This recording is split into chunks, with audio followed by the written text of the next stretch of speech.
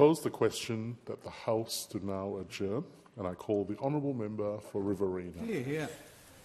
During the winter recess, we will, as parliamentarians, go back into our electorates. And it'll be cold, and some of us may work and some of us may do other things, but all the while we should think about and reflect upon what will be happening in Kosciuszko National Park, because what will be happening there is, unfortunately, the aerial culling of our beautiful brumbies will continue, and horses will be shot out of helicopters up to a dozen, 15 times.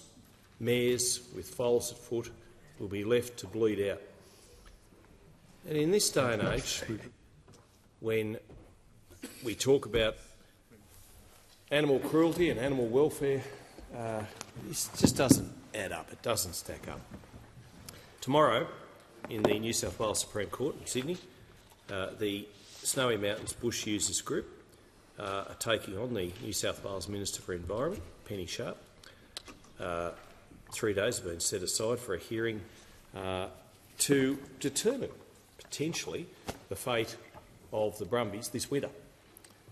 And last Thursday, when Parliament had retired for the week, I was on a Zoom meeting with no less than Tom Burlinson, and he is an Australian legend.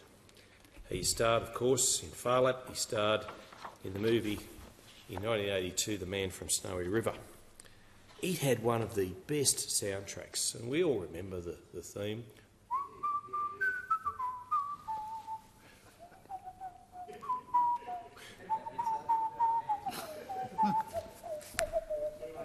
You know the soundtrack. We all love the soundtrack, and so many of the wonderful songs evoked stirring memories of brumbies going down the mountainside and being rounded up and being rehomed, being used, but in a productive, in a worthwhile way.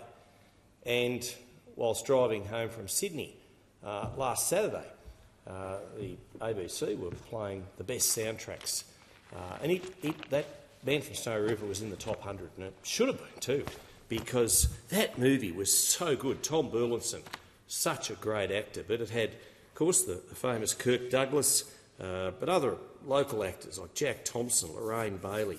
It also had Sigrid Thornton. We all remember the movie, and we all remembered how we cheered and admired those beautiful brumbies, those beasts of the wilderness. But what are we doing 42 years on? Well, we're shooting them. We're shooting them in the name of the environment, and it doesn't add up. It's so cruel, and some of those brumbies have the blood of Glenn Markey in them. Now, Glenn Markey was an English import, thoroughbred, side the 1892 Melbourne Cup winner, and when James Sutherland at Lockhart's Creek couldn't afford his horses, he set them loose up near Towong Way, up in the high country near Corrion. And, they also supported us in our time of need in World War I as whalers. And, the Invasive Species Council, indeed the RSPCA, indeed the National Parks and Wildlife Service, some of what has been claimed by those organisations and others about the numbers of brumbies running wild in Kosciuszko and the high country are just fake, and they've used those numbers to excuse what they're doing. The park has now been locked off, and some of the cruelty can't be seen by those locals because they're not allowed in. You take the viewpoints of such people as Dr. Brenda Lawrence from Millmerran in Queensland.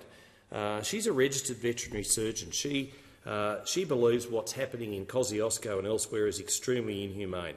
Horses being shot multiple times, many shot in the chest to drown in blood, some even in the abdomen. I know it sounds gross, and some might say this isn't the place to do it, but if not here, then where? Because brumbies need our protection. They don't deserve this, and as long as I'm in this place, I will stand and I will fight for them, because they need someone to protect them.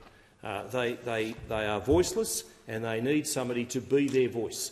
And I'm just disappointed that there aren't more people in the New South Wales government who would stand and do the same for our beautiful Brumbies and Australian iconic heritage.